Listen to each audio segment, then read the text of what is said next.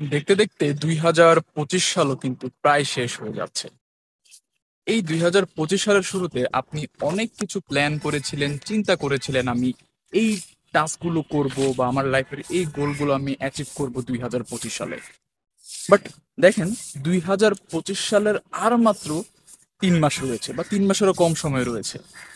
So এটা কিন্তু আপনার লাইফের খুব একটি ভালো সময় যাচ্ছে না, কারণ 2024-এর ঠিক এই মোমেন্টে দাঁড়িয়ে আপনি নিজেকে প্রমিস করেছিলেন আমি এই গোলসগুলো অ্যাচিভ করবো, আমার লাইফের এই জায়গায় আমি নিজেকে নিয়ে যাব। বাট 2025 শেষ হতে লাগলো, তাও কিন্তু আপনি সেই গোলগুলো অ্যাচিভ করতে পারছেন না। এর পেছনে অন্যতম একটি রিজন হচ্ছে আপনার social media addiction and mobile phone addiction.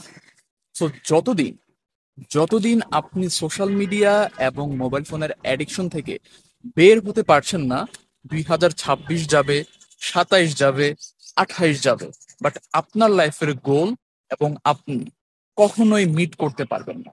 Cause distraction kills action. যখন আপনি সারাদিন ফোন ইউজ করছেন, রিলস দেখছেন, আপনার ব্রেনকে গার্বেজ দিয়ে ভরিয়ে দিচ্ছেন, এটা আপনার লাইফে huge amount of distraction create করছে। আর কি হয়, যখন কিনা আপনার লাইফে মাল্টিপল ডিস্ট্রাকশনস থাকে, তখন আপনি চাইলেও ফোকাসড ওয়েতে একটি অ্যাকশন কখনোই নিতে পারবেন না। আর যতক্ষণ না আপনি অ্যাকশন নিচ্ছেন, সেই আপনার টু ডু লিস্টে থাকা বা আপনার গোল লিস্টে থাকার গোলগুলো কখনো কিন্তু ফিল আপ হবে না।